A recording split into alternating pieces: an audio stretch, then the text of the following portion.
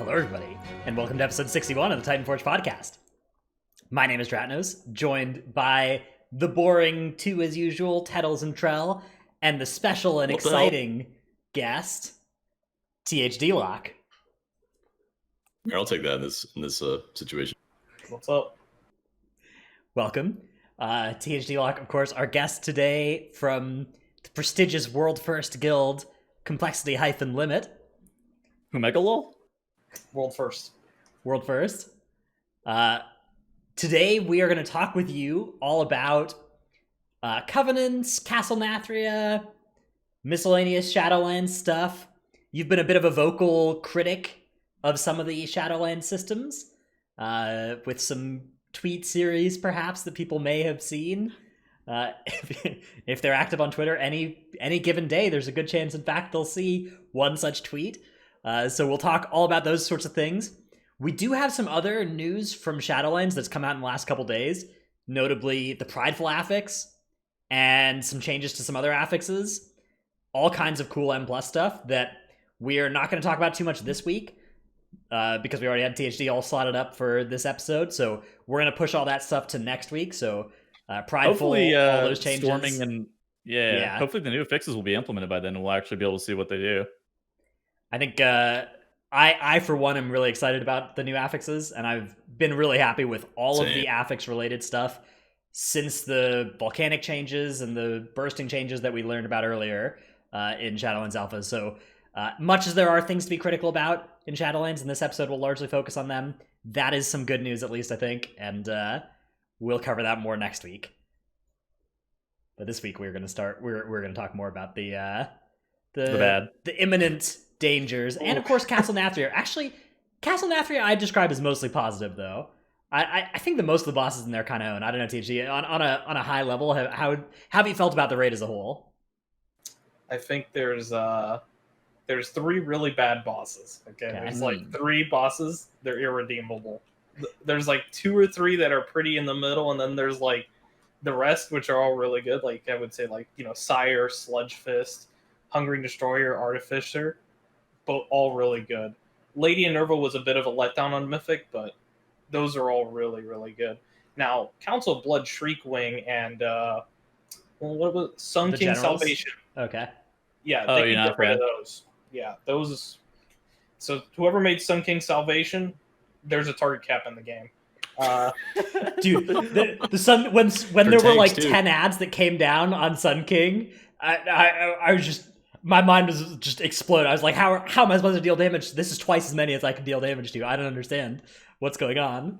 At one point, my nameplates weren't appearing. That's how many. Oh no, many that's not a targets? good sign. There's Unbound Abomination level of targets around you. Yep. It was kind of wild. That was such a weird fight as well. I don't know. I liked some of the stuff that was going on in it, but certainly too many ads for. We know that that raid instance is going to be defined by generals and the final boss. Always. Right. That's how instances always are defined, is whether or not the last two bosses are worth the shit. Yeah, because if there's a bad boss that's midway through the raid, it doesn't really matter, right? Because it dies in 5 or 10 pulls. If there's a bad boss at the end of a raid, like a Jar or Zakul, that you spend your whole time in the raid on those two bosses, like that's when it starts. That's when I think the whole raid tier gets tainted by one or two bad bosses. Because like Eternal Palace wasn't bad because of Blackwater Behemoth, right? That was a boss that just died in an hour, so it didn't matter really what it was like. It really is all about those last two bosses, and I think that at least Sire to Nathrius looks like it's gonna own. Oh yeah, looks so sweet. Stone Legion Generals though, yeah. They reworked the fight. The first iteration of the fight was boring. The second was boring. Time for number 3. Yeah, I think there's a way to get around it not being boring. I don't know. They do need to change it a couple times though. I don't know if Complexity Limit discovered this, but Pop Tart Corn Dog had a pretty fun strat though, where we were doing these stuns at precisely timed times so that we wouldn't get the knockback from the winds at all. And so you don't have to disclose whether or not Complexity Limit found that out as well, but by doing that, we removed that mechanic from the fight. Why would you ever get stunned though? No, we were stunning the ads that blow you back when they get below 30%. Human racial out of it. If they are stunned as they cross that 30% health threshold, they just never cast it. Okay. So we removed that mechanic. That is a from pop the fight. corn dog strategy. Oh yeah, we assigned, we marked them, and then I had an asphyxiate on one. We had a kidney shot on one. It was a big move. You're talking about the stun that removes the bleed. There's a couple other ways to remove that. Oh bleed. yeah. That the alliance stuff. We'll talk all about the alliance stuff as well, because that's been a big thing. You guys have been testing as alliance, and I think there's a solid chance that some guilds are gonna go alliance. I don't know how many, but yeah, that's I mean, Stoneform looks extremely powerful in the raid for the amount of bleeds that are in there. Especially, I mean, Stone Legion Generals I think is the most powerful one to have Stoneform on, but still.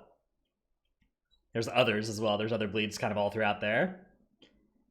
Anyways, those will be the topics of discussion when we get to there. But before we can get to that point in our show, we have the incredible honor of thanking so many wonderful supporters over at our Patreon.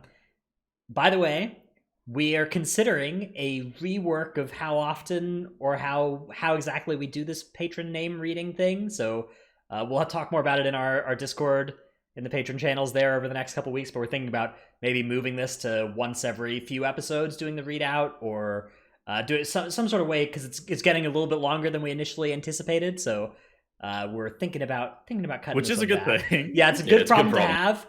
Very, very happy about it.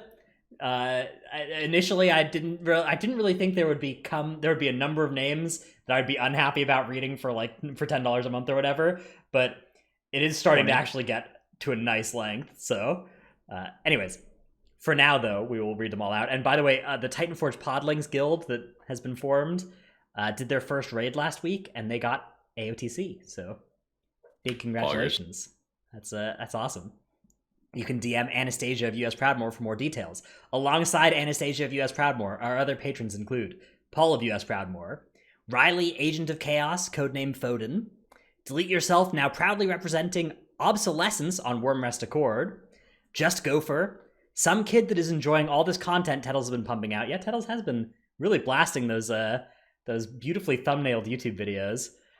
King of Skills, Zuko, Jaw, Drunk Swede from Legion of Lemmings, Argent Dawn EU, I Wish I Was Ratnos' Dino Pillow, Chromed, Seraphicus, Trekkie, The Marsh Hare, Regulus, Never Nude, Chewy, Teldrassil, Elflings Tortured to Loyally Embrace Sylvanas, or Tettles, Rude Dinosaur, Lufer of US Wormrest Accord, Show Me How You Drive and I'll Show You Who You Are, Mugatu of the Guild Titanforge Podlings, Sen of US Kill Jaden, Dazboot, Better Mage Lead Than Tal, brought to you by Dratnos the Excel Wizard, Brad Ceratops, LF Hardcarry to help Stevenson with his 15 weekly no lever, Necris, Will Ever Blizzard Care About Balance and Spec Identity, Shadow Priest can pump if you chain pull, just give him a chance, Nevuk, Hello Madbo, Eevee Frosty K New Meta, Tettles needs to check his DMs so I control my friend more accurately, and also Gino is not 3900 IO and needs to get good. Take Light of the Protector and Enrage Regen off the GCD. True. Yep. Still true. That one's still true. Still true. Please do that. True. Look at THD. Woebone Xenoverse, Gallic, No Trick, Tettles is a Woofkin, I unscheduled a Tettles Flame, Maticus not of US Proudmore, Anna still needs to get gems on her rogue no matter how many Rex Troy videos say otherwise. Prop Paladin is too strong to stay in the meta for long. Dimeat, the only Windwalker in chat, and when will Blizz give Windwalker a blue feedback post?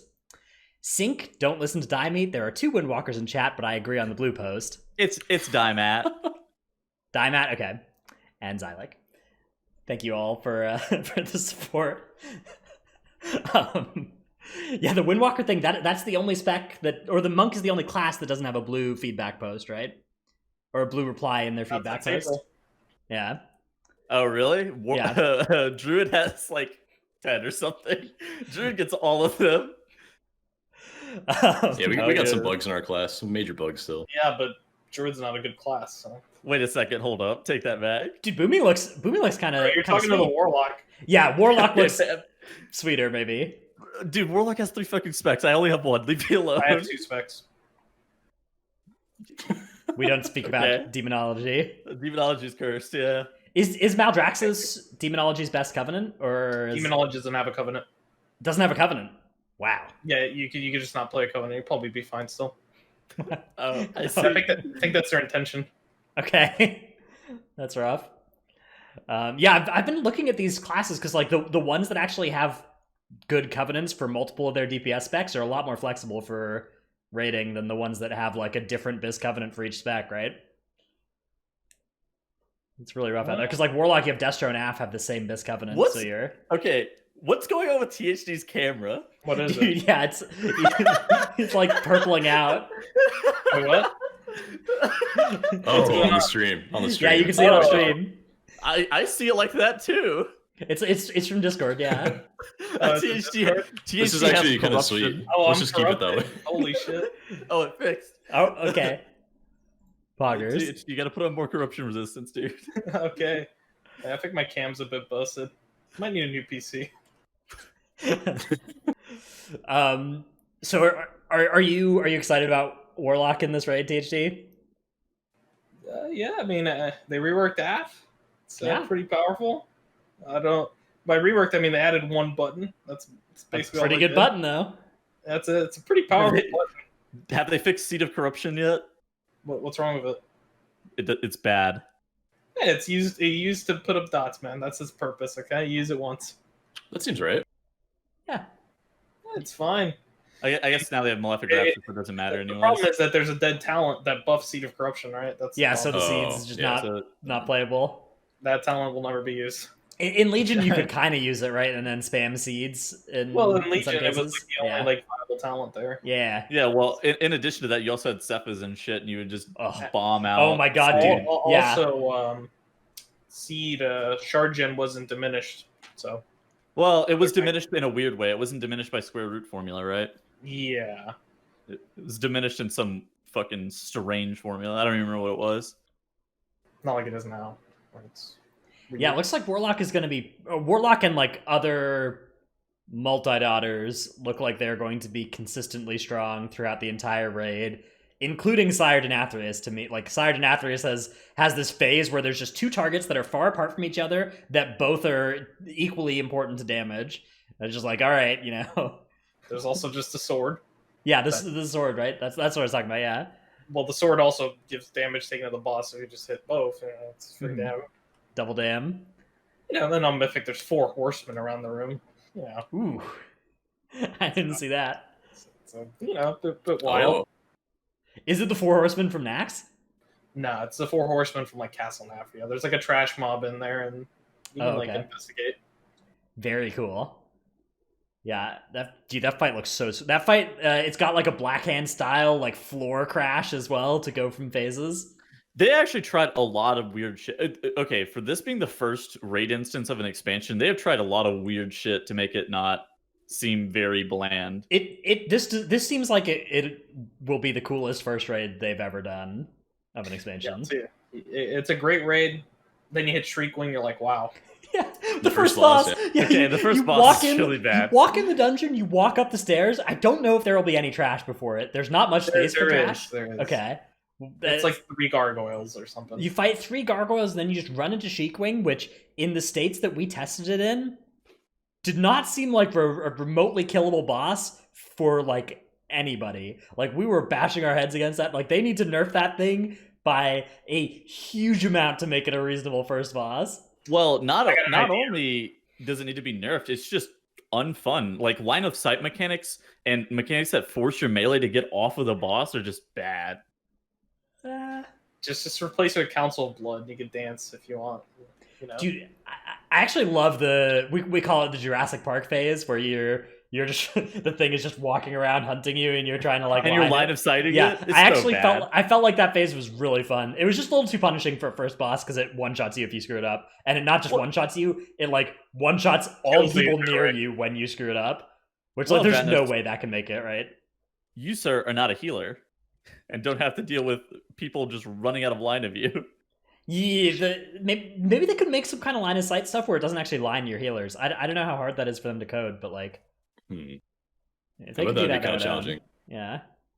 Because as a tank, actually not lining your healer on that fight, on Mythic in particular, because you get this 10 stacks and you become completely healing immune, and you're also trying to like drop puddles and stand in puddles and manage all kinds of different priorities that make it really hard to stay on line of your healer. That's the only bad. That's one of the very few like terrible bosses, I will say.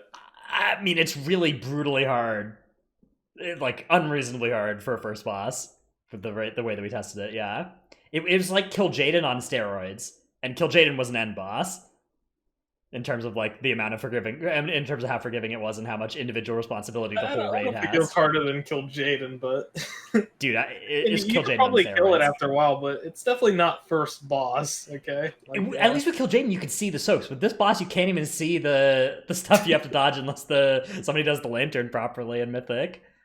Well, I mean, you don't need to see them.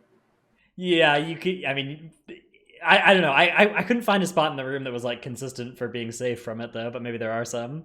Just gotta think. I can't do that geometry. You can see it bouncing off the walls. You can kind of tell. Just figure it out. How about melee in this raid? I feel like so many of these fights are pretty hostile to the people that have to get right next to bosses to attack. Which fight would you say is hostile? Which fight do you think? I feel like almost all of them are hostile to like the 5th melee plus, and a couple of them are hostile to the first also melee. Bad. Stone Legion, I feel like the first version that we tested was worse for melee than the second. I don't think the second version was that bad for melee. I guess like you're talking about like the Wicked Blade or whatever. The Wicked Blade is definitely a lot. Like if you don't have any melee, it's a lot easier, right? Yeah. But if your melee is all good, you just stack on the other side of the boss than where you're sending the Wicked Blades at. Because so Stone Legion General has this mechanic where the Wicked Blade, it targets 2 people and then it throws the blade at one and then it bounces to the other and then it returns to the boss. If it hits anybody along the way, it'll like AoE around them and put a stack of the bleed and be really nasty. And so if you have a lot of people in melee, it can be really sketch because if it hits one of them, everybody's going to get a bleed. And if it's 2 of them, everybody's dead. I think the worst melee boss is definitely Council if you just leave Niklaus up the entire time. Dude, Council, 2 of the 3 bosses you could kill first are just complete garbage to kill first. Because, like, Baroness just stands in the shield the whole time, casting, and you can't kill her quickly, and it's really annoying. And the other one's just dancing around. You can't kill him easily. It's like... What about the portal boss? I feel like that's just brutally bad for melee as well. Zymox? Yeah. I actually kind of liked this Windwalker. I think Zymox, all that Zymox really needs is like she should portal to you like the Nathria does. I think you're actually just going to run like 1 Demon Hunter, 1 Warrior, and then like a DK if you need AMZ. I think that's. Yeah, I mean, I don't see too much of a purpose for melee on that boss, but I think an important thing is that they should make it so the boss takes the portal with you if like the tank has it. Ooh. I would not hate that. I think the portal should also have an arm time for the person it's dropped on and not just instantly port them to the other side. I agree with that. It is really obnoxious that it just ports you immediately. Well, there's also an ICD on there's also a ICD on the port. It's like a 5-second ICD or whatever, right? Yeah. It's a really cool fight though. That's one of those fights that's like conceptually really cool. Like it's cool. It's fun to think about how you're supposed to beat it, not just fun to play. Yeah.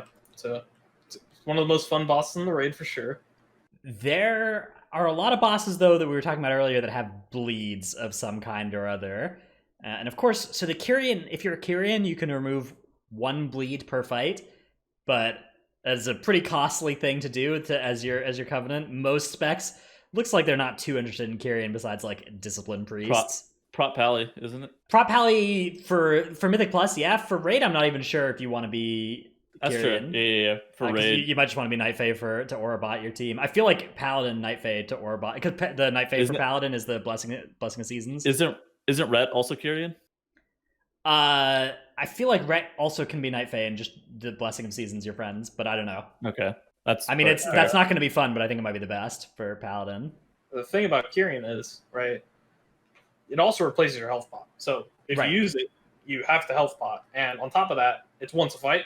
Yeah, Stoneform is a 2-minute cooldown. You just pop it. Never use your health pot. You can just use a big health pot instead. You also gain damage from using Stoneform as well.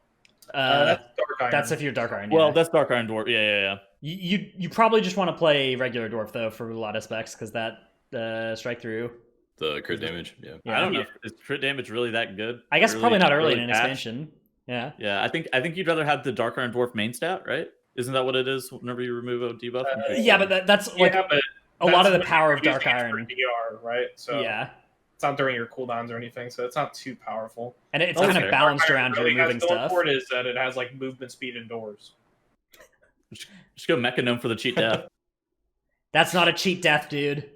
It's like it's a shaman nature's guardian thing. It is. I think it's technically a cheat death. It's not a cheat death, dude. If you take 100% of your health, you die. Okay, never mind then. This is actually I tweeted about this. I tweeted a poll of, okay, so you have an ability that says when I drop below X% health, I heal for 20% of my health. What is the most powerful number of X, assuming it's on a 60-second ICD? This one had a wide. You said the first one. So, would you rather have something that triggers when you get below 10% health, or 20% health, or 50% health that heals you for 20% of your health? I would say like 50 to 60. But then it's not got much life saving potential, right? Because that's just going to trigger all the time. And I mean, you're gonna that's at 20%. I feel like more often than not, if you're going to die below, you don't take much damage below 20% HP. Like very infrequent. It's like the same thing with Treacherous Covenant. I remember I had to go back and look in logs to see how trapped Treacherous Covenant was, because you would take bonus damage whenever you're sub 20% HP.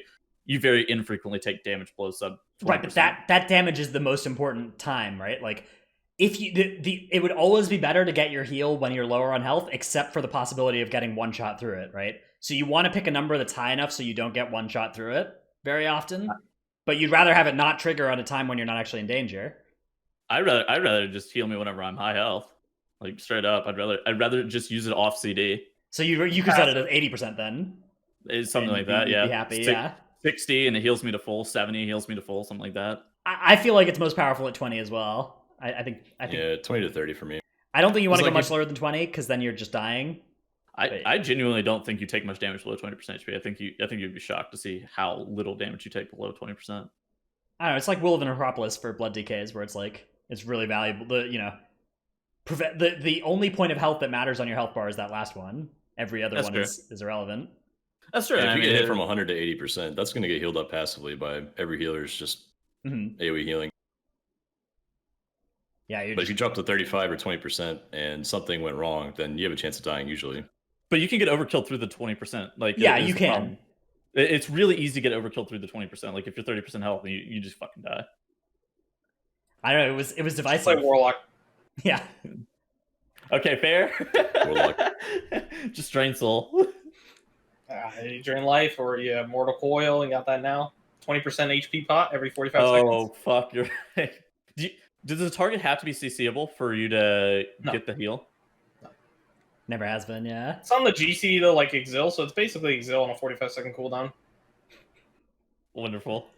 It's got 30-yard range though instead of 40, which is weird, but it's fine. It's like Fear. Fear is also 30, I think, or 25 maybe. That's like not 40, but it's fine. It's a free health pot on the move, So there are definitely rumors that some guilds are going to go alliance for this first tier to get access to Stoneform for these bosses. Some very weird King's Honor tweets. Yeah, it depends. Right, there have been a couple changes though. Yep. So maybe you won't need it for Stone Legion, right? Well, one of the things that I'm pointing towards is the fact that they made the Huntsman Altimore. They made that from a bleed to a shadow damage dot. So, okay. You can't remove that. Yeah. Yeah, maybe the first of many to come. I don't know, right? Yeah, I think after watching Stone Legion, maybe they didn't like that there was 20 dwarves in the raid removing a permanent bleed. So hoping they get rid of that one. Maybe that's why we went into testing as dwarf to show them, hey, you see this? This is stupid. Hey, you see the mechanic? Yeah, we're not doing that, man. Sorry. Yeah, I don't know.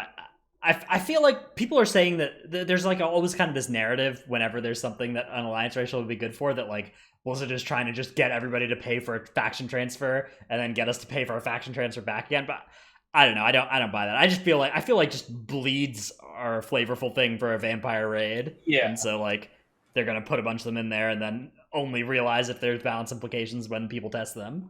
I mean, Sludgefist has a bleed, but they nerfed it pretty heavily. So it's better to have it thematically there, but not really Yeah, there's one on another fight as well where if you screw up, you get a bleed, but it's not.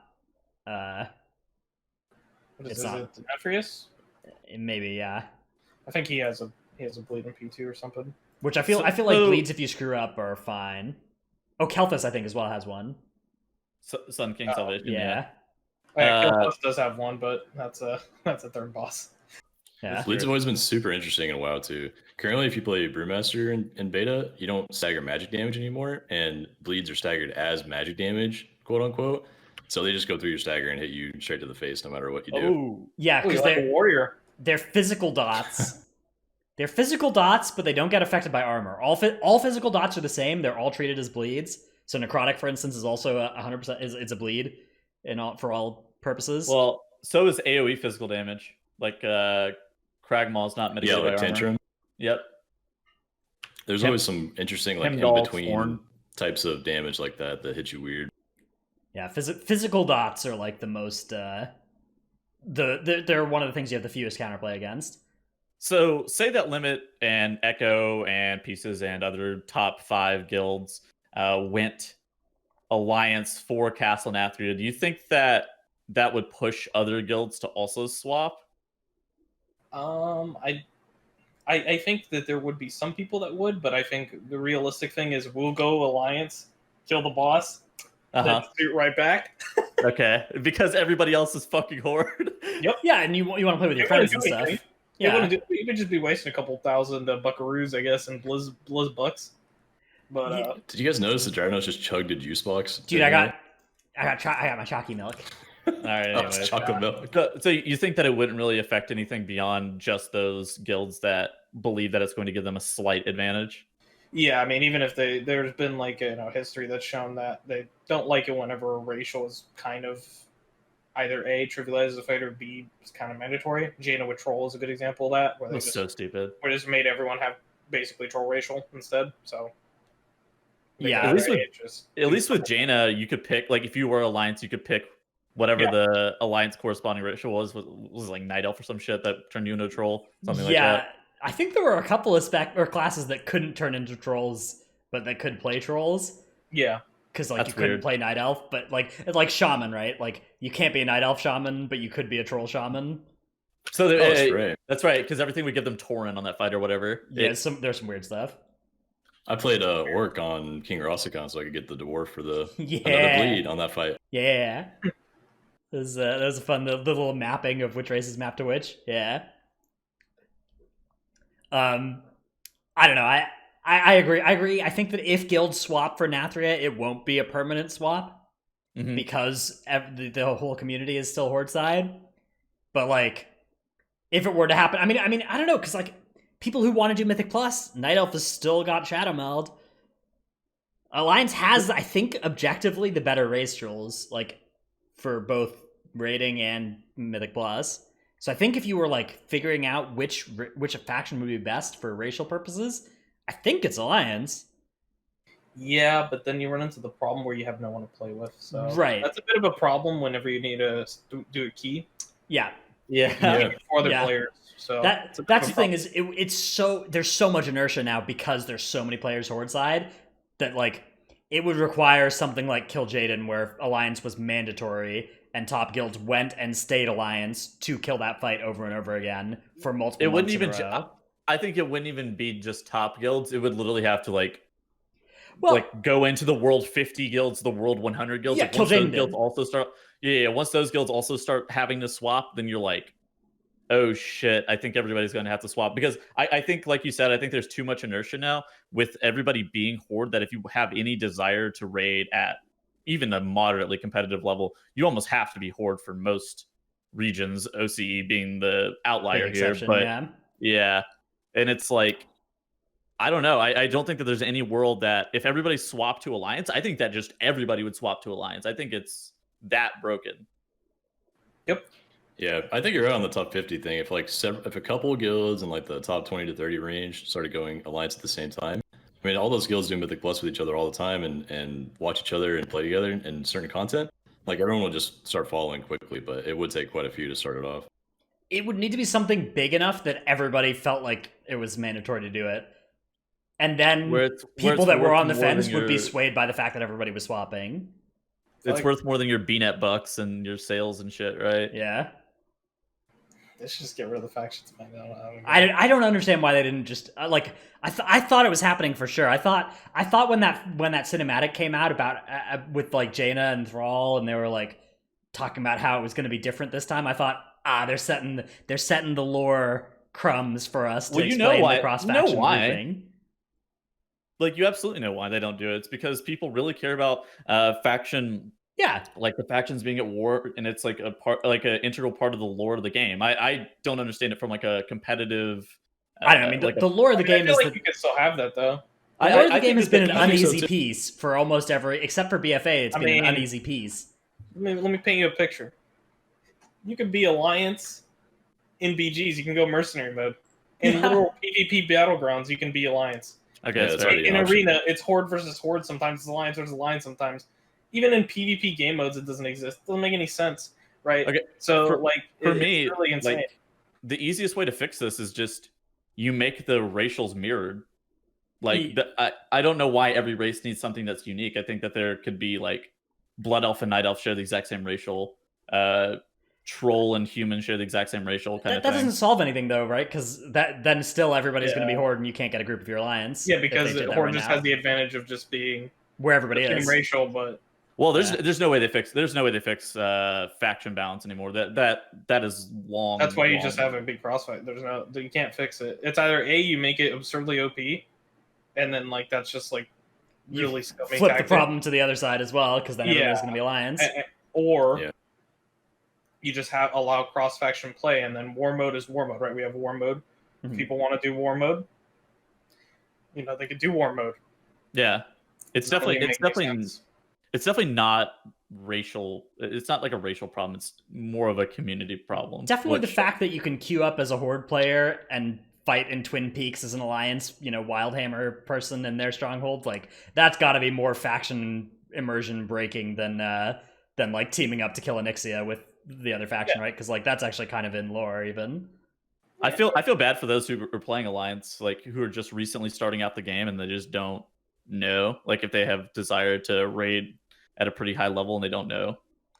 Yeah, I mean, I think that a lot of those people will eventually find the Horde.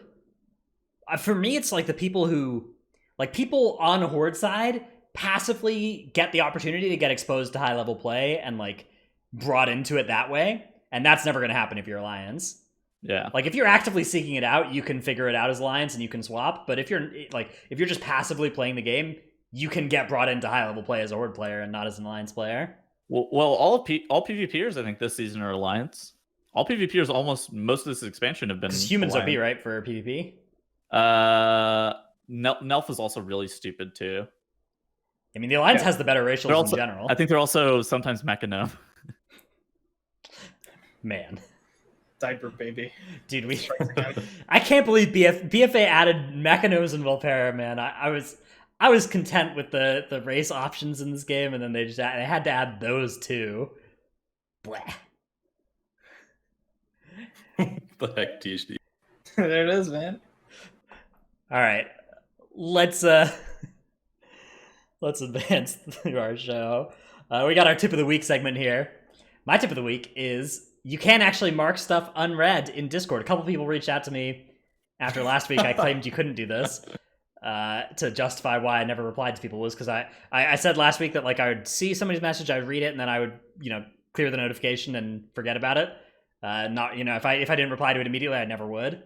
But apparently you can right click and mark as unread. So cool Discord functionality. I'm still not going to reply to a lot of those messages though. I still forget. That's still going to happen. Trell, what's your tip of the week? Ooh, mine has to do with threat this week. Oh, so currently in Shadowlands, it's basically permanently skittish at the moment. I think it's probably a tuning issue, but I would really like to see threat buffed. But you got to be careful as a tank. Like if you're a new player or if you're just learning how to tank or you're swapping into that role, make sure you go into a single target fight and you instantly taunt the boss or whatever mob you're fighting. Like no matter what, if there's one target, you taunt on pull. That way there's no possible way someone just gets meleeed and dies. Let me introduce you to my friend Protection Paladin. They do not have threat issues currently. Okay, yeah, Prop Pally is currently double damage of other tanks. That's vastly overtuned. They're going to get nerfed, but every other tank has threat issues, so Pally will too eventually. If you're fighting two targets, what you want to do is you want to taunt one of the targets and then put all of your damage into the other so that people don't rip off you within the first 6 seconds. And then the second taunt will come out 6 seconds in and you can taunt the second target. That's just like the rule of thumb for tanking 1 or 2 targets, but every other amount, you got to use your AoE and pray. THD, what's your better idea? Just, in Legion, they made it go from 1,000 to 400 to BFA. Just make it go from 400 to 1,000. Easy revert, Sometimes the revert just fixes the switch right there. I got a couple of reverts for that. I was thinking just like bumping it by 1.5, so it'd be like 600% or so. Yeah, anything but 400% aggro, like it's not enough in most cases. If it's anything slightly undertuned or overtuned with DPS versus tanks, then you're probably going to lose threat even if you play optimally. Especially the target cap doesn't help. I do think that DPS should be punished for being idiots and like immediately fell rushing in and eye beaming like first, like as the tank is grouping mobs, right? Yeah, all right, very cool, Moonkin. Thanks, Bird. Okay, or I think that you should be punished for having Starfall rolling while your tank is trying to like group up mobs, but I don't think your tank should have an inability to be able to fucking pick up the mobs off you once the mobs are pulled. You're like, what the hell? I think if a tank is actively fighting stuff, is like using damage abilities every global, and the DPS isn't just blowing their burst cooldowns before the tank starts hitting stuff, then threat should not be a huge issue. And the fact that it is like it's. I don't know. You can solve it, again, by playing like Paladin and by playing misdirection effects and tricks of the trades and, DPS that are specifically low threat DPS, and you can do those things, but like, why is that necessary? Yeah, you shouldn't need to worry about that. That's so absurd. Like, a tank playing optimally should be able to keep threat 100% of the time. Yeah. Yeah, like it should be... Like, tricks being mandatory feels a bit... Like, if you have to kite... If you have to use defensive cooldowns, like defensive GCDs or whatever, and so you can't use offensive GCDs, like under those circumstances, all right, that can be a problem. But like, if you're doing an offensive GCD every global, man, stop. All right, THD, what's your tip of the week? You better start farming your neck levels. I got a 99 neck, and I'll tell you what, I'm looking at the current neck level stuff going on, and it's better than like heroic raid neck at the moment. So in terms of stats, like I'm looking at my neck, it's you're going to keep your fucking neck for next expansion. I see. Yeah. So I got a level 99 neck. It's got 194 secondary plus intellect. So secondaries plus int, because it also has intellect on it. And my 195 neck. So my neck is 153 on the beta. The 195 neck I have in my inventory has 30 less stats. So it's got a little bit more stamina, but I'll tell you what, it's a pretty powerful one. I'll tell you, it probably lasts until Mythic, honestly. There's no fucking way they let that go through, right? Well, they've already nerfed it once, so we might have to nerf it again. All you have to do is like 5,000 world quests. It's no big deal. The cape is still proccing the dragon buff, by the way. Well, they said they removed that, right? I had it still proccing it during testing. Oh, probably because you had your Heart of Azeroth in, right? Yeah. Yeah. So I guess I get to keep the cape and the heart. I'll see you guys, dude. Congratulations on your 2 pieces of gear that you don't have to replace. My 2-piece set. Dude, I don't know how I feel about this. That's cursed. I didn't know that was a thing. Thanks. BFA set bonus. They're like, oh yeah, so the cloak requires Heart of Azeroth. Little did they know my Heart of Azeroth is pretty powerful. All right, yeah, time to get back into those islands. Anybody whose neck isn't level 100 this week, you're behind. No, you're behind for the Shadowlands grind. I'm almost there. Oh, do you still do weekly islands? Yes. Oh, dude, there's nothing wrong with you, dude. Dude, I remember being at the Race to World first, and just THD's just there, like he's there before everybody, and he leaves after everybody, and he's sitting at his computer doing islands. After they got world first, the race was over, right? Everybody else is like going like mini golfing or other weird. Yeah, they're just hanging out. They're watching other guilds progress. And THD is just alone in the like gamer lounge, just blasting islands still. No, THD wasn't alone. Sang was also there farming mounts. Yeah, Sang's farming mounts. I mean, did you not? You obviously weren't in London, but the same thing occurred. Everyone left. Me and Sang were still at the Sphere, and I was farming pearls. Sang was farming mounts. So honestly, it couldn't be any more different. True gamers right there. Sounds about right. Everybody's out there watching Grobnak in the lounge. Oh yeah, dude. The Grobnak stream on the big screen TV. I can't wait till next year, dude. Oh my god, it's gonna be a party. Well, nobody's gonna be able to get together in person. Probably it's gonna be remote, man. Well, why'd you gotta say that? That ruins the vibe. I'm so sad, dude. Yeah, I mean, I don't know. Our country's dealing with it just excellent. So like... your state is fantastic, THD. Your state is absolutely the best. Miami, Florida has got to be the best. Okay, honestly. Dude, my state has tried to send everyone back to work like 3 times, and it's just been terrible every time. That's you too, man. All right, let's move on to Tettles' clip here. Oh, you remember last week whenever we were talking about Covenant-specific buffs and dungeons being bullshit? Yeah. I'm doubling down. Look at how much damage this gargoyle actually does. There's some logs attached for like the whole run, and then just for the 30 seconds while the gargoyle is up, that thing does just stupid amounts of damage. I'll switch over to the log of those 30 seconds now. All right, here it is. Loyal Stoneborn out DPSing TTV Tettles. Now that no. You have to add that to my damage. I was the big and consider this. Out DPSing TTV Tettles is not a big accomplishment, but almost catching up to the real DPS in the group. Hold on. That is pretty impressive. That's my gargoyle. That damage is appropriated to me. Please add that to my bar. If you'll notice, Tettles is barely beating the tank. Big accomplishment here. I noticed something here. It seems you're playing the wrong Covenant. What do you mean he's playing the Covenant that lets him get the Loyal Stoneborn? Yeah, you don't understand. But I see Nightfade performing the best so what are you doing? Nightfade's best for raid. I think Vinthir is probably going to be better for Mythic Plus. I'm not 100% convinced. Which means I'm going to have to swap at some point. Oh, yeah, that's unfortunate. Yes. I don't know. Convoke seems really, really good for all these burst damage windows on bosses. Convoke is very good for burst, and specifically burst single target. In AoE, it just kind of does some weird stuff, though. Vinthir is also insane burst damage as well. Well, it's a good thing they nerfed Adaptive Swarm. Thank God. The one that was the worst for me that I didn't want to play. Blessed. Did they nerf that again? I don't know. I don't think anybody played it except for Resto. But, you win some, you lose some. But yeah, Covenant-specific dungeon buffs, I am here to say that those are not fair. We didn't even talk about the Plaguefall one last week, right? Because that came out after our show. Was it the Plaguefall one? Or was it the other Necrolord one? Yeah, the Slimes and Plaguefall give you a 25% haste, I think, for the group. Oh yeah, 25% haste. And damage done, other effects. 25% damage done reduced. Or damage done reduced. Like a proc or something. Yeah. At this point, I just hope that they balance that shit. I hope that you don't have a gargoyle I hope that you don't have a gargoyle scaling with key level doing 10k DPS or some bullshit. The thing about these Covenant locked abilities is that they're not going to actually feel good to have, because more than half the time you're going to have them. It's just like that 20% of the time that you happen to not have a Venthyr in your group or a Kyrian in your group is going to feel awful. But like the times when you do have a Venthyr, it's not going to feel like a special Venthyr thing that you get access to the Stoneborn.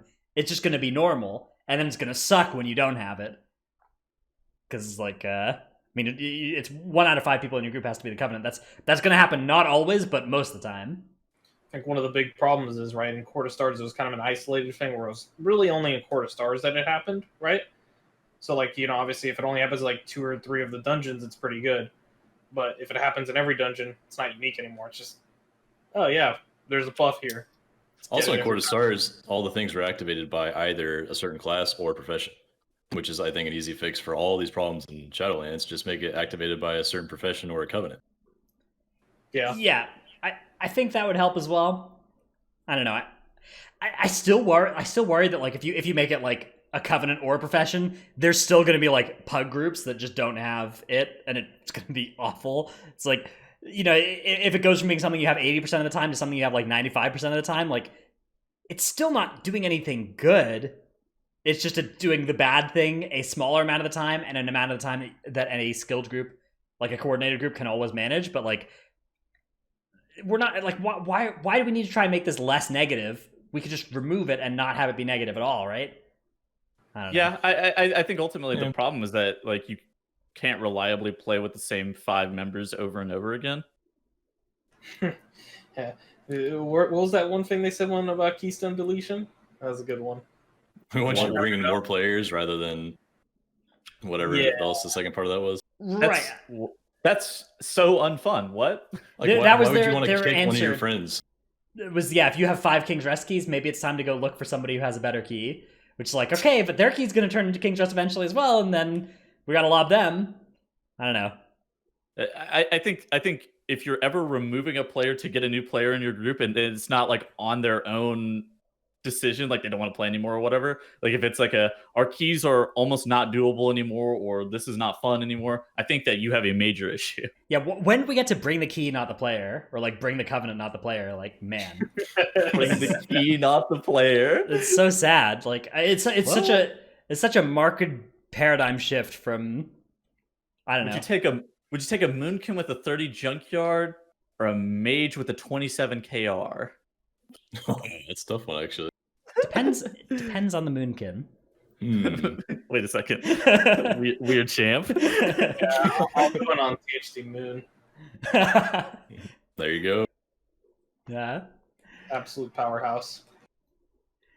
I don't know. To me, the Covenant system, I just can't get over it. I don't know. I keep trying. I've been trying really hard to. I don't see the benefits. To just get over it, but like I've been talking to other people, and I had to try to figure out what the hell the deal was with the benefits of it. So it's basically, let me try to explain it. It's basically people don't want to feel obligated to have to min-max at that level. Where I know you may not agree with it, but they don't want to feel obligated to have to even do research into their class or to min-max. The goal is that like we as a community will decide that we don't care if you pick a suboptimal covenant and just invite you always and like not worry about it ourselves. I don't know. That seems so far from like what is actually going to happen. Like it seems so unlikely to me that LFG groups are going to just choose to not care that the little information they've got about these 2 applicants is one chose a covenant 10% better than the other, and so like it's not even about LFG. It's about letting your friends down. Okay, yeah. So right now, as we play the current game right now, you have to do a bunch of research into what corruption is the best, like what's the best talents, what's the best order that you play your class, and like at the end of the day, I think that there is some level that even drips down into heroic and normal rating where there's an expectation of you to be the most optimized, where this is something that I guess would be deemed largely out of your control, even though it kind of is within your control. I think that that's the problem, is that it's in your control for at one point in time is the issue. What if they just randomly assigned you a covenant? I was thinking, what if they assigned you a covenant based on your class? Dude, what if they just randomly assign you a covenant, and if you want to get a new, if you want to try and be a Night Fae druid, you just have to keep re-rolling druids and leveling to 120 until you get assigned Night Fae, and it could just take you like 10 times. Dude, Blizzard, hire me. Think about the engagement metrics you'd get off of this great system. Nope. That's some shit. I gotta find a new game, bro. Imagine you hold like 12 guys if you don't get your covenant. You keep missing. this whole streaming and YouTube thing has been fun and all, but I gotta find a new game, man. I gotta find a real job too. Shit. To quote a friend of mine, from the creators of "We made a MOBA without an economy system and a zero micro game. We don't add content to Diablo so everyone plays PoE, and we made a hero that broke the meta so bad we had to make a new game." Yeah. I mean, it seems to me like the Covenant system is the kind of thing that would have maybe worked in vanilla, but like I would say it'd be fun in vanilla. The thing is, right? The thing is, what they want with the Covenant system is they want it to be like a subclass. Here's the problem: classes have existed for 15 years.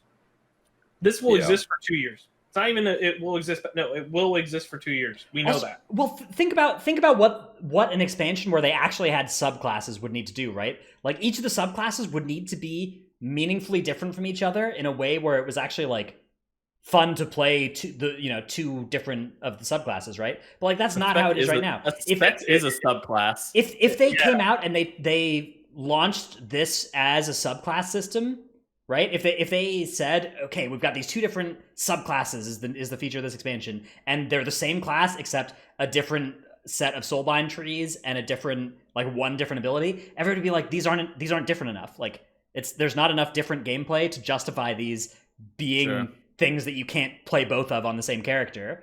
But it's not like that, right? They're they have all the downsides but none of the upsides of subclasses.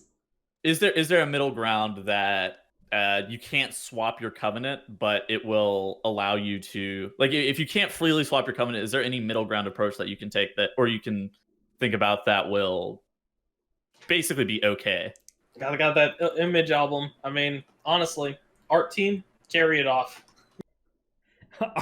art team, just have the art be good enough to carry the whole. Yeah, like just make it so that you can choose between the 4 abilities like a talent roll, and just have your covenant effective visuals of it. It doesn't make any sense. Yeah, that would be covenant perfect. effective 4 abilities while leveling.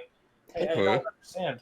Yeah, so that's one way, right? Is just so that's a common that's my suggestion. I like that. Just detach the covenants from the power part. And the abilities, rather. Detach so from the power. I don't know if Jarnos can see the Discord DM, but it's basically like a talent tree that you'd select in game, and then right beneath it has the 3 or 4 covenant choice abilities that you can just put swap. I'll put it in Twitch chat. Yeah, I did. Have it their 4th yet, but use okay. But if you could like select your covenant main class ability depending on your covenant in your talent tree, I think that'd be sick. I love that image. That's still annoying for like. Okay, so I guess you would only get like the soul binds and the conduits and stuff that are related to that covenant, though, right? I mean, but the soul binds and the conduits are like that's a smaller deal. 1% a piece or something like that. They're really not that much. If it was just soul binds, I think I could live with it. Yeah, I mean, I would still be something I would min-max around, but it wouldn't be slightly agitated, but not as agitated as the covenant abilities, which are only going to be 1%. They're not going to be 1%. I can tell you right now. One of my abilities. Me and my 15% covenant right now. You want a good example? Okay, so let me tell you an ability. So the Night Fae ability for Warlocks. Okay, so for Demo and Destro, completely worthless. You will never use that ability. Not even it's not even worth casting it probably. The thing is, if they buff that ability, Affliction can buff that ability by 3,750%, and it's still bad. Adaptive Swarm. Adaptive Swarm for Druid, which THD was memeing about earlier, is a 15% damage loss over Night Fae. Yeah. I think for me, the best compromise solution is let us grind the extra covenants. So like you get your 1 freebie covenant, and then the second covenant is like a medium-sized grind, and then the third covenant is like the covenant. A big grind. And the 4th covenant is like a massive, massive grind. I think, for what it's worth, I actually do think swapping covenants is a mistake. Yeah, but there's definitely other ways to do it. With how conduits and soul binds and like the dungeon specific shit works out, I think that swapping in of itself is not the best solution. So we kind of have this game already where there's like gear, talents, legendaries. You have like all these things you need to swap. So then if you add it onto that, like a covenant button swap, and then a conduit swap, and a soulbind tree swap. You just have all these different things where like you go from dungeon to dungeon, and right now we have it right now it's like Azerite, corruption, essences, talents. You have so much that you're swapping when you swap from fight to fight. And I always forget one of those. Yeah, you just go into your fight and you just have your stupid other spec shoulders on, and you're like, I'm so dumb. Every fucking week, I start the first boss of the instance with like either rapid reload or blood of the enemy on. I can never get it fucking right because there's so much shit I have to swap. So one of the problems with just pulling the ripcord is that that's what would happen, right? We'd just be adding on like way more awkward to swap stuff. So I agree that there are better solutions that would be more elegant than that. That's why I think that the thing that THD linked makes a lot of sense, because putting it into the talent tree. Yeah. It is tied into the talent tree where it's like almost like a war. It almost looks like a war mode like talent tree thing. I mean, it's just a talent row. The important thing is, right? Like they could also expand gear sets. I don't know why the gear sets are only gear at this point. Like there could be like a little bit of extras they could add on to gear sets. Like you could. Like, how gear sets, like you could make it so gear sets swap your soul bind when you pick that gears, and you could make it so gear sets do other things when you select the gear set, right? They could expand the gear set system. a lot for expansion based content. If they remove swappable legendaries in Legion because they don't like you being able to swap gear in Mythic Plus all the time, there's no fucking way that they're going to be okay well, with it's not that. within Mythic Plus. It's not. Yeah. It's just like making it so that you can have more stuff swap when you swap gear sets. Okay. Like, so it's more like a one-click thing that you set up a long time beforehand. It's a one-click go instead of like, oh, let me swap my gear set. Oh, let me open up the thing on the top right, open up the Soulbind guy, hit activate, make sure I have a tome on. Like, you just put on the tome, swap your gear set. Yeah, they actually added something like that Mm-hmm. pretty late into Diablo 3. It's like a loadout selection type thing. Yeah. Where you can just like hard swap every attribute of your character to whatever build you want to do. I think they could replicate that and put it in WoW. I mean, they already kind of replicated Greater Rifts by adding Mythic Plus and Legion. Yeah, I mean, there's definitely solutions, right, to fix their problem of like having it swap like 4 things before pull. I can understand that, but you can also make the user interface friendlier in that way to make that not as much of a hassle. So, question: how do you guys feel about Conduit Acquisition? How do you guys feel about the Legendary Recipe Acquisition? We don't know too much about Conduit Acquisition, right? Conduits seem to be guaranteed after the end of each Mythic Plus. Like certain ones at least are guaranteed. I feel like I've gotten some random ones though. Like they drop in addition to the loot from M Plus as well. They don't replace your M Plus loot drops, which is nice. The thing is, we don't know if that's the actual intended system or if that's the old system where you would get a bunch of conduits and they just be in your bags. Okay. So it's like they're dropping like it's like a party. They're just dropping all the time. I don't know. So I don't think that's intended. Legendary recipe stuff. I feel like I actually like the legendary. Yeah. I actually like it. I like it too, dude. I feel like Shadowlands legendaries are just perfect so far. Like this is exactly how the legendary system should be designed, and it's somehow they just learned all the right lessons from like Legion legendaries about how the system should work. Acquisition on Legion legendaries was trash. You got to do your weekly tour. Yeah, that's okay. I mean, there's always either it's an MMO, right? You're always there's always got to be something like that, right? Like you got to do your chores occasionally. I just don't like that they made Torghast mandatory. I think that makes it worse. I think there's instances where they have made stuff like Torghast that isn't mandatory and it's better because it's not mandatory. It's like to get one legendary is so free, right? And then you only do more Torghast if you want more legendaries, right? Never done the Chromie scenario. It's a good example. Hmm. Of it, it works almost exactly like Visions, the Chromie scenario, but it's actually fun because it's not mandatory. So you do it once and then you finally fully finish it and you're like, okay, it's good. Well, that's the deal, is that they want it to be repeatable content. It's like if they made Island Expeditions mandatory. But I feel like the way Torghast is set up, unlike with Heroic Visions, right? With Heroic Visions, you finish Heroic Visions, you were 5 mask full clearing with all your orbs, and then you still had to keep grinding Visions every week. But with Torghast, I think you're not going to be done with it. Like, I think you're going to have done it and still have more to do in Torghast and still have it be fun. Like, it'll be in that, 3 mask range of Visions where you're, still progressing, but you've done most of it. And you'll have, most of the legendaries you want. And you only need to keep going back into Torghast if you want to get all your legendaries or whatever. Or different specs or whatever. Yeah. I'm okay. I'm really okay with it. I feel like it's a good system. I think it's going to be okay. Yeah. I think one of the biggest problems that I said is, let me see if I can find it real quick. Why people hate Covenants. We eventually leveled every artifact and every legendary in Legion. We eventually got Azerite for every spec. We will never get every ability with the way Covenants work. Let us focus on one and have side ones to work for on the side. Yeah, yes, please. That's definitely one of the things that really does worry me about Covenants, is that there's no light at the end of the tunnel, right? You on day 1 you'll have 25% access to Covenants, and on day 400 you'll have 25% of the Covenants. Yep, it's not good. Yeah. THD on the stream is so still good. corrupted, yeah. My camera corrupted again. It's just back. You're good. You're good. Yeah, all right, let's move on to the global cooldown. So this is the THD daily. Yeah, tweet. This is one of 2 daily tweets from THD. The daily GCD revert tweet. Day 53 was the one we were on yesterday, so presumably day 54 actually is the one that's most recent, or maybe it hasn't happened yet. Maybe that's going to be something that happens soon. You like to tweet onto that? If they want choices, why can't we choose Master Loot for our guild? Is the response there? That's a good one. I accept that. Yeah, I think master. I don't understand why they removed master loot, but Dude, I'm on this train where I think just instead of advocating for the return of master loot, we should just advocate for removing personal loot trade restrictions. Yeah, just remove those, and that's something that's good too.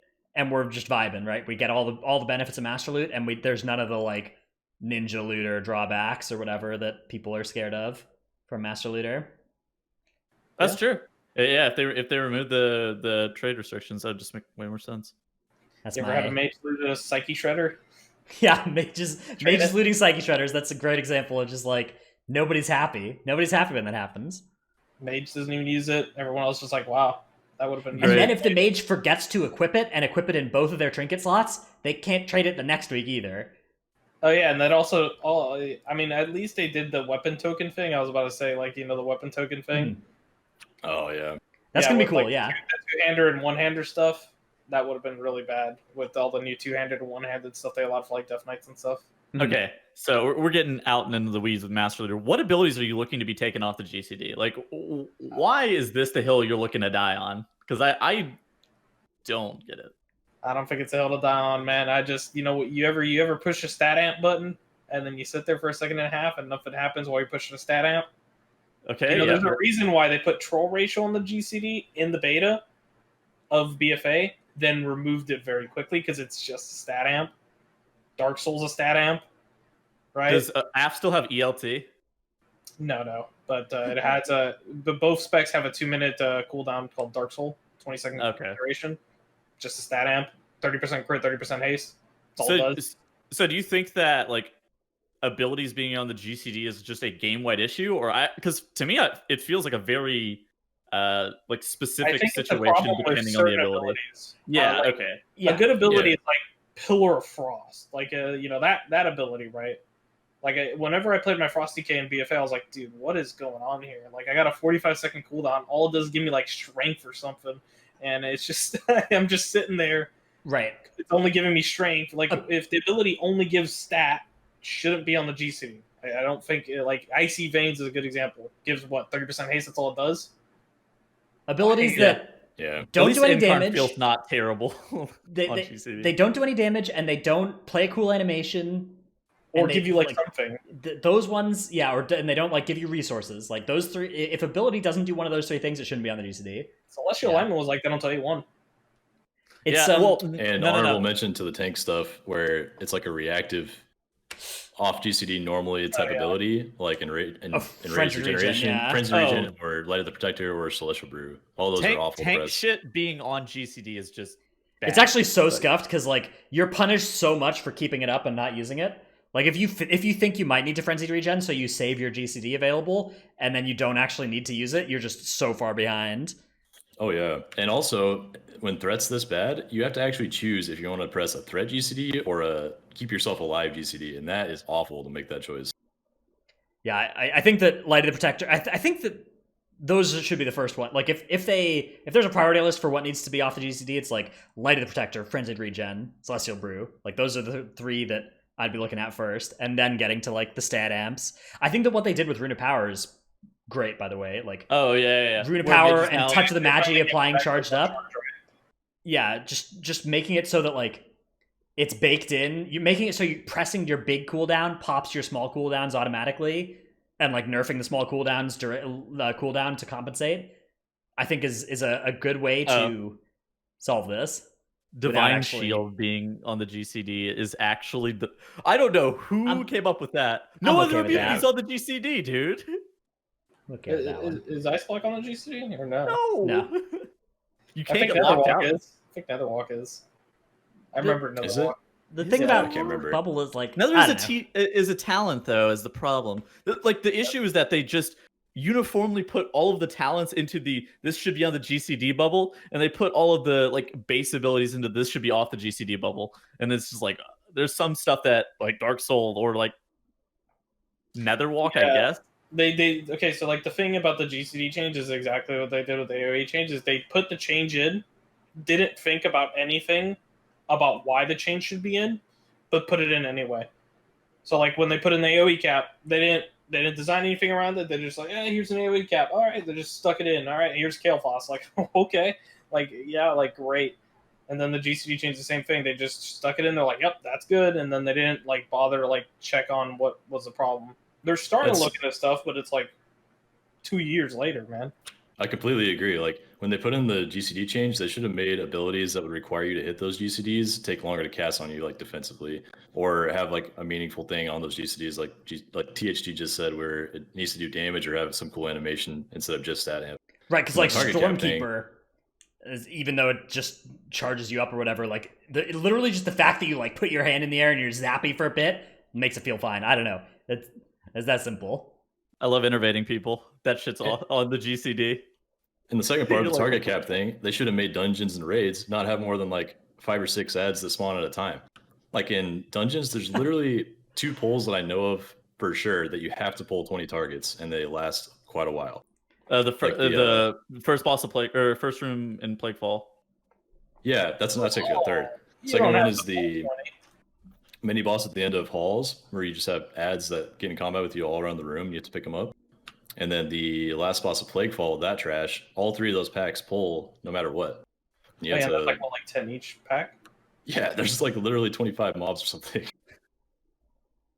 Yeah, the AoE cap one is like there's strong evidence in both raid and the dungeons that there's just huge swaths of areas where you just are hugely incentivized to have only classes that aren't capped. Or like Sanguine Depths has 1,000 yellow mobs, like non-elites, that just like intermittent pepper into your pull, and there's like 5 at a time with like 3 like big HP targets, and you're like, what the hell is this? All right, look, that dungeon is I think we're gonna see a nice Twitter for that one. What's I think Plaguefall is infinitely worse. Okay, I think Sanguine Depths is not great. I think Plaguefall is 1,000 times worse than Sanguine Depths. I'm not sure yet. Both of them have their issues. Sanguine Depths' problem is that their mobs are just bad. Plaguefall is the mushroom trap still there in Plaguefall and like all that crazy stuff? Oh yeah, the freaking mushrooms are the worst. Yeah, okay. So I remember the first time they added Plaguefall into like the game, I was like, oh wow, this is a great dungeon. The first like beta, the first alpha build they had it. And then I guess some dev got really mad or something. He just started putting in like some crazy shit. I don't know. That dungeon has wild shit going on now. That dungeon has everything that's like wrong in dungeons in it. It has like bombs that play the dungeon for you. It has just a fuck ton of skippable trash that you would prefer to skip, but they gatekeep you by like random worms that spawn out of the single tentacles that you have to fight, and then you're in your path. And then it has just like bosses with really limited uptime, like Ickis and the third boss had just terrible uptime. And then it has the last boss, which the graphic, I haven't done it again this week, but the graphics the last time I saw it were not very consistent with where the fuck those tentacles were going to slam, and it tilted me because I felt really dumb. I think they finally fixed it, but I think Infectious Rain just wipes your group. Yeah, Infectious Rain is the problem on that boss now. Everything else just looks pretty good to me. Great. I remember I was doing an M0 of Plaguefall. It was like last week, and I think Infectious Rain wiped the entire group.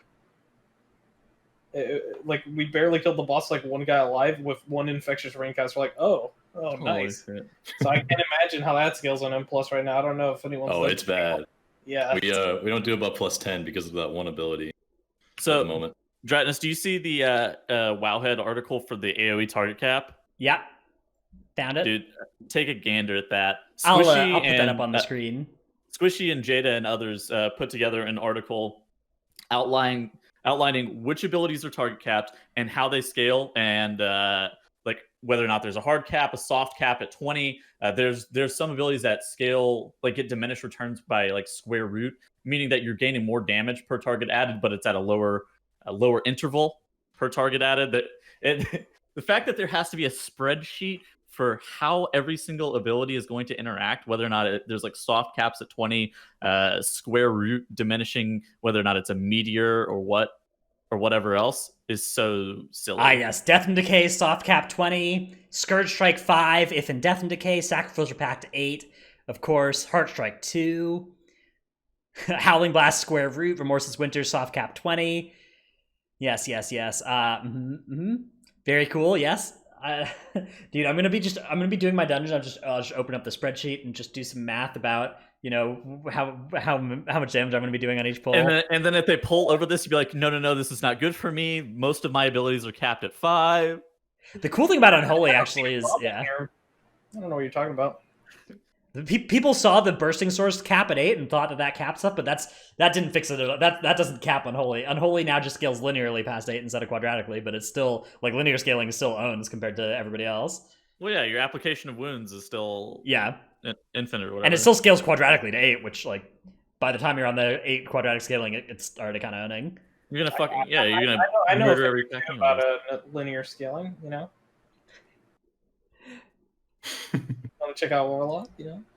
Okay, yeah, let's go. We'll go take a look look at the Warlock. Look at Warlock with literally no capped fucking abilities. I don't know. Yes. Okay, we got one capped ability. All right, let's hear me out. Oh, Fellstorm, Havoc.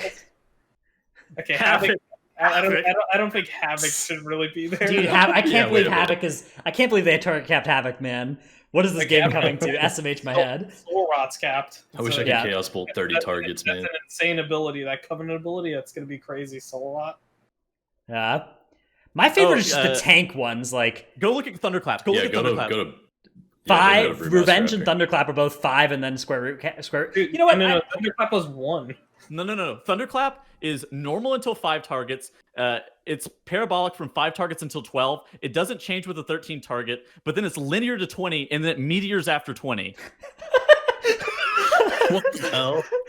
Wait, what? There's 3 different levels of scaling on Thunderclap? Yes, I wish I was lying. All right, I don't see that on this little chart. She says in chat that he's updating the sheet soon. Okay, that is wild, but also somewhat shit. reasonable. You know what? As long as it's not hard capped at 5 for tank stuff, if they do square root scaling or whatever for tanks, I'm okay with it. It's just the hard caps, man, for tanks. The most convoluted shit ever. Yeah. I don't know why they had a problem. Brewmaster. So in Mists of Pandaria, they added the soft cap where everything meteors past 20 targets for most classes and most AoE abilities. Mm-hmm. Why did they go back on that? I feel like that was like the right number. 20? Like, why the fuck are you pulling over 20 targets most of the time anyways? I mean, I think that nerfing stuff, like making stuff Twilight Dev scale, where it's like 5 targets full, 5 targets half, and then it stops hitting stuff, I think this is a completely reasonable way to balance some AoE abilities. It's just like hard capping stuff at 6 or 5 is... Man, you just fell barrage, dude. Windwalker, dude. Look at this spec, dude. Look at this spec, Windwalker Monk. Look at what they. Dude, it's awful. Dude, is it just 5 in square root? Is that all? Imagine being either of the Windwalker monks that still play the game, and seeing this, right? Like, man, why, dude? Dude, both those people were probably so. Yeah, mad. they're got to be both just fuming. Well, at least they also specialize in that type of stuff. Go to the general tab too. Spinning Crank Kick is also capped for all 3 specs. And I think that one's actually okay. Like, they could leave that cap for Windwalker if they uncap Fist of Fury, but that also means it's capped for Brewmaster and Mistweaver, and Brewmaster has a cap on Jadewind and Spinning Crank Kick now, which means they can't get threat reliably on half the pulls in the dungeons between keg smashes. It just leads you to ask the question, but why? Like, what is even the purpose of doing this? I understand that they want, like, I guess the reason that is that they want cleave specialists. Is this going to create cleave specialists? I feel like this is just going to make these classes innately worse, right? Yeah, I mean, it will as long as they keep it like this. They need to literally cap every class ability, or they need to uncap tons of them that are already capped. The argument is you could make, like, Fist of Fury deal more damage baseline. Per target? No. Fist of Fury would have to do more damage per target added, up until 5, where it does no more extra damage. Right, because that's the thing, is if they just made it do more damage on, flat, then it's just it's OP on single target, exponential damage per target added. Yeah, they need to make these ability right. If they want it to be like a niche, it needs. You're absolutely right. It would need to do like especially lots of damage on 5, enough to keep it still viable on 8 against a Warlock, which and nobody is viable on an 8. Nobody is still capped. Have it used on single target. Like it still needs to also be usable on single target while doing stupid fucking damage up until the cap. Because right now, like, Fist of Fury keeps up until 6 with Warlocks and Boomkins.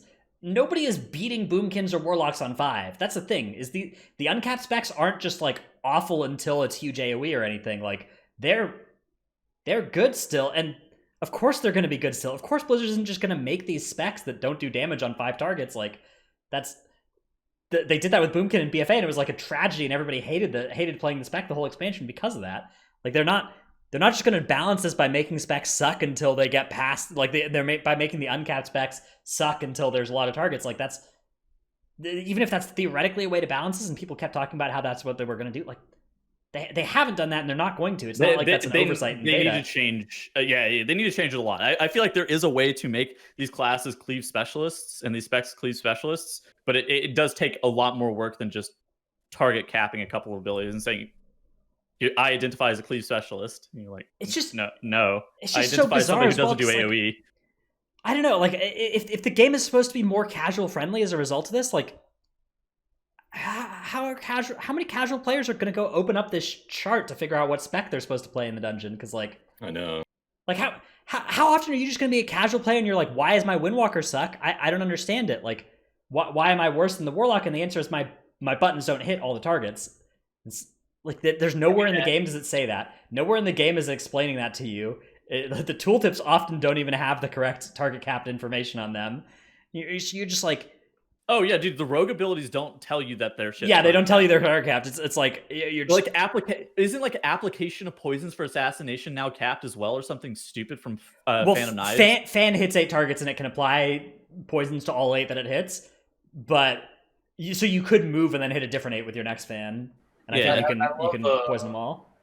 Some of the justification I've been seeing for people being like the AoE cap, they're like, I like the AoE cap because that means I could do more damage as a Warlock or a Boomkin. I'm like, okay, that is the worst response I've ever heard. Yeah. Right. I don't even like it. I play fucking Boomkin. Like, what? Like, I'll tell you, that is a terrible... Okay, so yeah, let me just ruin the game for 80% of players so I can be better. Yeah, that's like Covenants, okay? Look at that.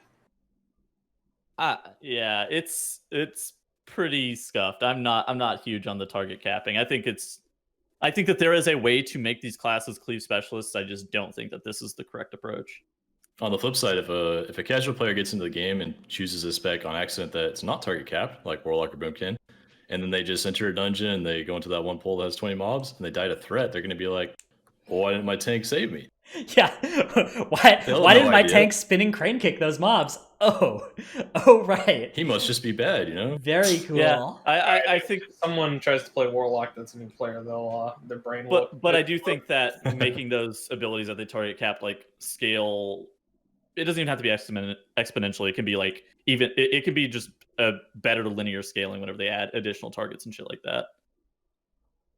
But then hard cap it at whatever. I don't know, man. They need to do something to make them actually cleave specialists as opposed to just scuffed uncapped classes. Right, because it's not like the graph looks different until 5. It's just for some specs it disappears after 5 and for others doesn't. Yeah, exactly. It's there's not a legitimate trade-off to be had. It's because of how the game is designed. Like, so I guess relating this back to Moonkin Star Surge is on single target, Starfall is on 2. Like the way that Moonkin is balanced, it's balanced around single target. Like every class is balanced around single target, and thus for you to want to swap your main spender from Star Surge to Starfall at 2 targets, there has to be some level of balancing at that point to be able to have it to be better damage there, and then it scales linearly whenever you add additional targets at that. That's how all the classes fucking work, except some of them the graph just stops at 5 and the other ones don't. You're like, what the hell? Because the basic idea is if there are 5 targets and your ability is like uncapped AoE, so they've nerfed it to be no damage, and so you're just still hitting your single target button at 5 targets, like that feels awful. That's BFA Moonkin. That's literally what BFA Moonkins do, is you just hit Star Surge on 5, and like it is not fun if there are 5 targets and you don't press your AoE button. So they're never going to balance these uncapped abilities to be like that. That's not going to happen, because these specs will revolt. Every spec that happens to is going to hate it and complain about it forever. So yeah, I don't know. I mean, I feel like there's a lot of the people that are pro target cap either don't really understand this, or they're just like, I hate the specific specs that are being target capped, and so I'm glad to see it. Capped. Right. So they're like, it doesn't affect me, so it's not a problem. Right. They're just like, you know what, Havoc DH. Like, I'm glad they're capping Blade Dance, because like Havoc DH was good in BFA, so it should suck in Shadowlands. People who think that like Havoc DH or Mage deserve to be punished for being good, like that is such a bad argument. Like, you should really want every single class to be as fun and as OP as Havoc Demon Hunter. You shouldn't want Havoc, because they were good for one expansion, to just be in the gutter. I don't know. I just think back to like Blood DK, right? Think back to how, if you're somebody who has this thought process of like, because the spec was OP before, I just hate it forever and want it to suck forever. Like, they nerfed Blood DK into the ground, and like all of a sudden the spec is not like. Do you still hate Blood Decay? Because like the patch after they nerfed Blood Decay, everybody was like, all right, this is a fun spec. Like, let's make it good again. But like, that's not how it works. If a spec gets nerfed into the ground, there's a good chance it's going to stay that way for years. So we just like we should try and have them all be roughly equal. I don't get why it's such a controversial point, but I think that all the specs, they should try and make them roughly equal. They shouldn't just make the spec that was good in the previous expansion suck in the next one. And particularly, like, man, stuff like Windwalker, the specs that sucked in the previous expansion. Can they stop just gutting shit into the ground too? Like Hellfire Citadel, Demonology, and like Uldir Sub. In what world does that shit need to be? Well, Uldir Sub, I don't know, man. Subtlety, but you have to rework that. You don't just make it unplayably bad. I don't know. I killed Brawl Warrior too. I can tell you what happened though. Subtlety is a kind of a special offender because like Subtlety did something that no other spec in the game really did with damage funneling. That's like a fundamentally absurd. Blizzard is very reactive. They are extremely reactive to whenever something is very good. It's very obvious. Subtlety is like I don't know. I will defend nerfing Subtlety into the ground for the entirety of BFA because an unnerved Subtlety like that. That was not going to be there. There would have been so many cases where that would have been way too hard, in my opinion. I like the people saying except Mage. Yeah, try playing Fire on the beta. See how that gets you. I don't know, man. I think that over nerfing stuff because it was good, and then people rejoicing because it was been nerfed because they saw them get priority over them in a patch or in an expansion is just, I'm not a fan of that. Yeah, same. Unfortunately, it's easier to nerf like a couple specs than buff like 15 other specs on comparing like the workload for developers. So I kind of get it, but honestly, like all of us wish they would just buff the bad specs instead. Here's a graph of Zool 8.0. Damn. Okay, that was not my point. Wasn't that it was fair? I thought that they should have reworked the fundamentals of how that spec worked, as opposed to just completely making them do less than tank damage. Did you see these two little spikes here? By the way, these two little spikes. Those are both me. That's both me, by the way. Oh man! Each of these two little spikes near the start. Nice spike of damage, bro. That's me. Smiley face. It was me. Smile. Yep. You might as well open up the Mistweaver chart for 8.3. Yeah, the Mistweaver chart. Yeah. Dude, I mean, Mistweaver deserved Sloot shit. That Sloot had like Dobbs and other Mistweavers on his stream the other day, and they showed the graph of Mistweavers. They have been at the very bottom every single patch for as long, like it was like 3 expansions. They've been at the very bottom of every single patch. Well, healer balances. There is something going on over there. There's just healers that do free damage and have DRs, but do the same healing as other healers that don't have free damage or DRs. So there's some. It'll be the same meta. It's still Holy Paladin is king in Raid. So. Yeah, well, that's how it always goes. Damage reduction cooldowns are always very fair. Here's that chart with the Mistweavers. For the, That's so good. We become viable. Fuck, we're too strong. Look at how bad it fell, dude. It's literally just okay. Look at how much lower it is than Resto Shaman, though. This is so much more of a problem than this is, though, right? Like a spec that is twice as good as another spec. Which, by the way, the axis here doesn't start at 0, right? So, like, this is actually that's not half, dude. This is 111 to 91, so it's a small difference here for the. What's Holy Pally at right now versus Mistweaver at right now? Yeah, what's up, THD? Like they started off higher than they ended. That's true. Here, we'll use per second amounts. Like Holy Paladin's 172k. Mistweaver's 141k, so it's like that's definitely a big difference. It is big, and it's like they should buff Mistweaver. It's not what they were, right? But like, it wasn't like if you have a game where one spec is doing 230k and one spec's doing 143, like that is a huge problem. It's a huge problem if one spec is ahead of 5 other specs in this way. It's not a huge problem if one spec is behind 5 other specs that are pretty close like this. Like they did slide down the nerfs on that pretty quick. This was like 2 weeks. It was correct to nerf this to be somewhere in the range of the other stuff. And like, yeah, it would have been best to hit it somewhere in the middle. And even if it was still slightly above them, that would have been fine too. But like, this was really, really, really bad. They needed to fix this. I don't know. It's just tough. It's the over nerfing is like, it's rough when it happens. Sometimes it has to happen, but like that's what the times when over nerfing has to happen is when it's in the middle of the patch and there is an urgent need to deploy the fix now, like this for subtlety And not to for get data on Mistweaver. it. You know, you got to fix this, right? Because like this is warping the entire metagame, and like people are making some whack decisions, and people are getting sat, and all kinds of weird stuff. People are one healing boss fights. Like things are going to be bad if you let this persist for another week, right? There's a huge time pressure here. There's not in the alpha. In the alpha and in the beta, you have a year to do this, right? Like you don't just need to nerf all of these specs that aren't AoE capped into the ground, and there's no time pressure. Like you can just make sure that it lands in the middle, right? It doesn't have to be just like it's more important that we act quick than that we act precisely. So I don't know. That's my bit. All right, I accept that. All right. I think we covered everything we wanted to cover and quite a bit more of our topics here. Let's move on to taking some questions and answers from the chat before we close out our show for today.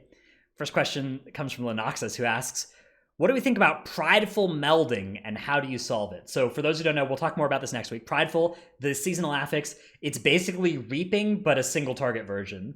And like reaping, you can spawn the ad and then activate your shadow meld abilities and then ignore the ad. What do you guys think about this and how do you solve it? So you should never be able to drop combat with true sight mobs. It's like the first and foremost thing. I also think that the issue comes with the arm time of the prideful mob. It takes like 10 seconds to arm and like activate after he starts like draining the pride, draining the pride from the adjacent mobs. I think that like removal of the arm time potentially could be a fix. In addition to that, like not being able to actually meld it off. I as a whole don't believe that you should be able to meld off true sight mobs. I think it should still turn you invisible for the sake of like rogue players out there, but I think it should keep you in combat still. Yeah, like, I mean it's not just true sight. It's not just meld though. Raid bosses. Yeah, on raid bosses you can stealth and still be in combat. Yeah, you'll still be in combat. Yeah, so they have the system available. I think they could just apply the aura. Well, it's not just melding too. You can also use in the driller in Motherlode, whenever the extractor gets killed, the driller comes out, you can like infernal strike and leap away, and then that mob will just never proxy combat with you. Like you can do the exact same shit, I assume. You can also use like Theater of Pain teleport portals to be able to just get far away from the prideful mob, and he just deactivates. Yeah. Well, that's an actual system with any mob in the game. If you get far enough away and they can't path to you ever, and they don't snap to you, if it's coded like that, then they'll reset eventually. No. It's you're not in combat with it. It's the arming time. Like you're getting out of range of it, like via the arming time. I think it needs to 100-yard aggro range or something. Yeah, it needs to global combat you and not be able to be like it needs to global combat you and then probably also be able to be like snapped and shouldn't be able to be dropped by meld. Yeah, I think I don't know about snap. The snap thing I don't think is you should snap. Yeah, I don't know. That's a hard one to fix. You could just like if there's a prideful mob that's alive for more than 2 minutes, just start putting a stacking debuff on the whole group that makes them like deal no damage to non-prideful mobs. Bang. Oh, I don't like that.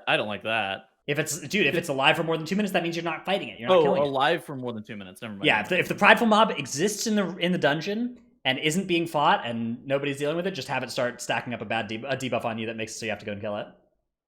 Squishy makes a good point in chat. He says the problem with global combat is whenever you release and die, it'll snap to the beginning of the instance. Yeah, which is a little weird. Actually, Squishy has a good point. Like, make it appear with the final boss, just like Awakened.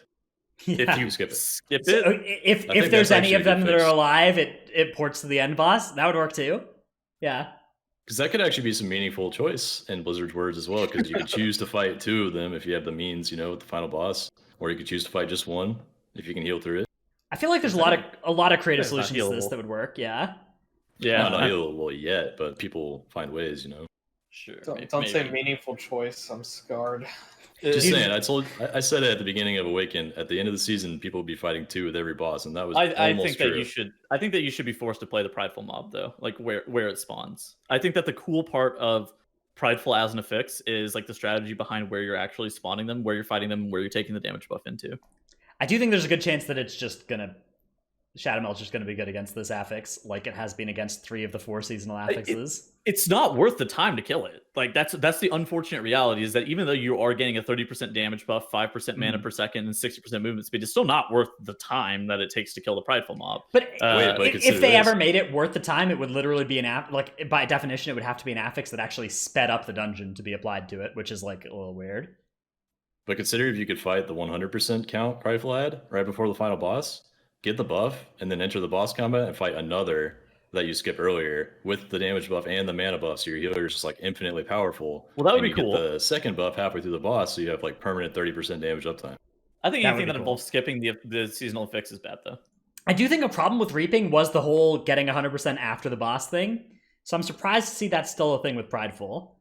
I think that, I don't know, just like, don't spawn one at 100, spawn one at 20, 40, 60, 80, and then we don't have this like weird arbitrary pathing thing where you're never supposed to get count until the last boss is dead.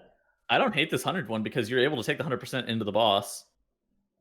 Yeah, like, I mean, I guess you can. Reaping, with Reaping it was a little bit different. Yeah. With Reaping it was a little bit different. Like if you're able to skip phases or something like that, there is tangible benefit at getting 100.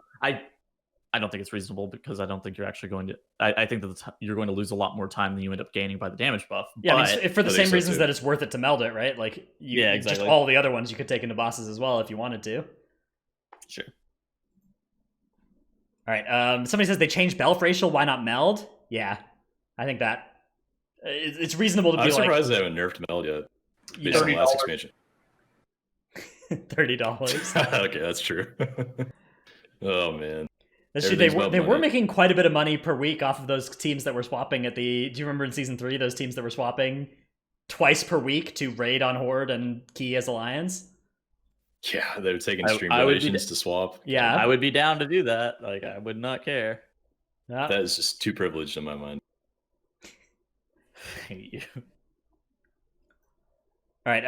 Amberger asks at Tettles, why are melee classes mostly useless except for kicks?